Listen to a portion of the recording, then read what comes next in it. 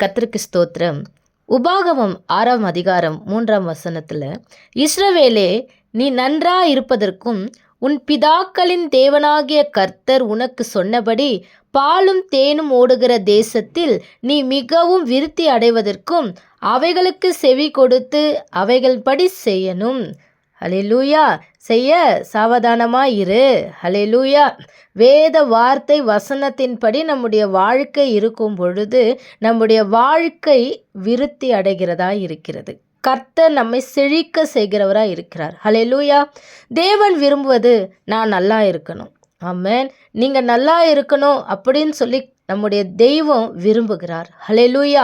பாலும் தேனும் ஓடுகிற தேசத்தில் விருத்தி அடையணும் அப்படின்னு தேவன் விரும்புகிறார். நீங்கள் விருத்தி அடையணும் அப்படின்னு சொல்லி தேவன் விரும்புகிறார். ஓகே, ஸ்தோத்திரம். விருத்தி அடையணும் அப்படின்னா என்ன அர்த்தம்? விருத்தி அடையணும் அப்படின்னா பெருகணும், நம்முடைய வாழ்க்கையில் வளரணும். ஹல்லேலூயா. ஆவிக்குரிய வளர்ச்சி ரொம்ப ரொம்ப முக்கியம். ஆமென். ஹல்லேலூயா. ஏன்னா சரீரத்தினுடைய வளர்ச்சியை பார்க்கிற தேவன் நம்முடைய தேவன் அல்ல.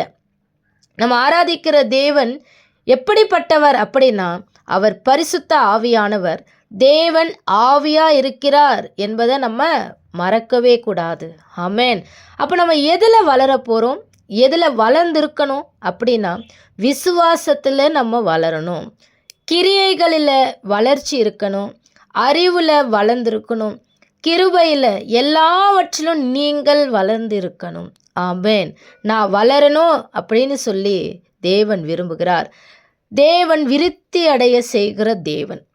2 பேதுரு 3ஆவது அதிகாரம் 18 எழுதி இருக்கிறது என்னவென்றால், இயேசு கிறிஸ்துவின் கிருபையிலும் அவரை அறிகிற அறிவிலும் வளருங்கள் என்பதை நம்ம என்ன பண்ணக்கூடாது, மறக்கக்கூடாது. அதை நம்ம பார்க்கணும்.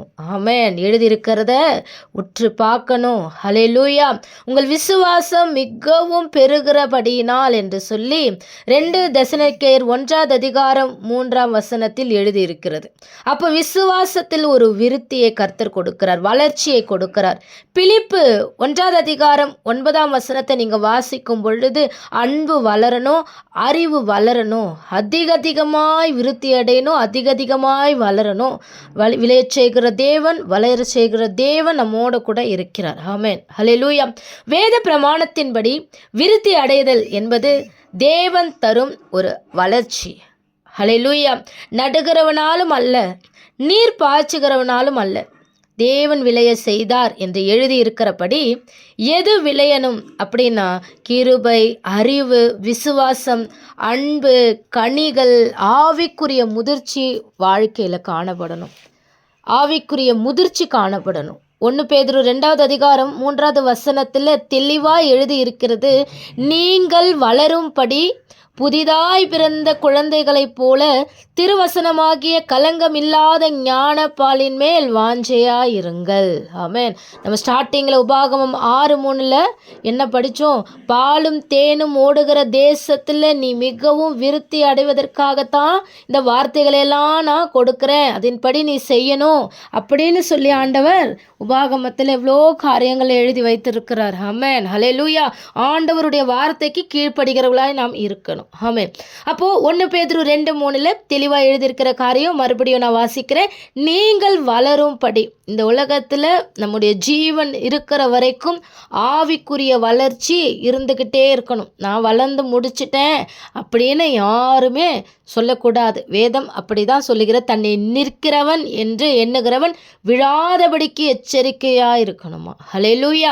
அப்போ ஆவிக்குரிய வளர்ச்சி என்பது ஒவ்வொரு நாளும் நமக்கு கிடைக்கிற ஒரு கிருபை, நமக்கு கிடைக்கிற தேவனுடைய ஐக்கியம், நமக்கு தேவனோடு இருக்கிற ஒரு உறவு. ஹல்லேலூயா. என்ன நேரத்துலையும் அதை நம்ம மறக்கக்கூடாது. அப்போது எப்படிப்பட்ட வளர்ச்சி இருக்கணுமா? புதிதாய் பிறந்த குழந்தைகளைப் போல. ஹல்லேலூயா. ஒருவன் குழந்தையாய் மாறலைன்னா பரலோக ராஜ்யத்துக்குள்ளே போக முடியாதான். ஹல்லேலூயா.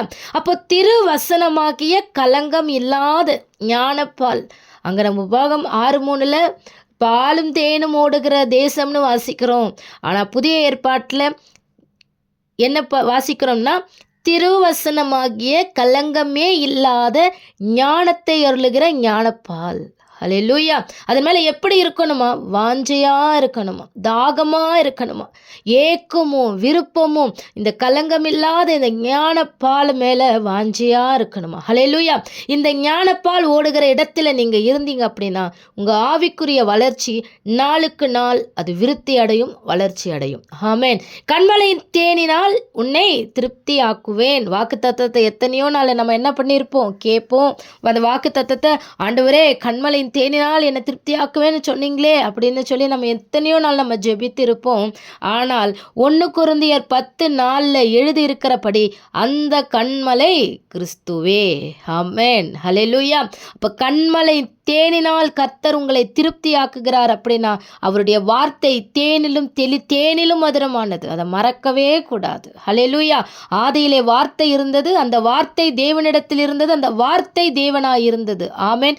கர்த்தர் உங்களை ஆசிர்வதிப்பாராக. ஹல்லேலூயா.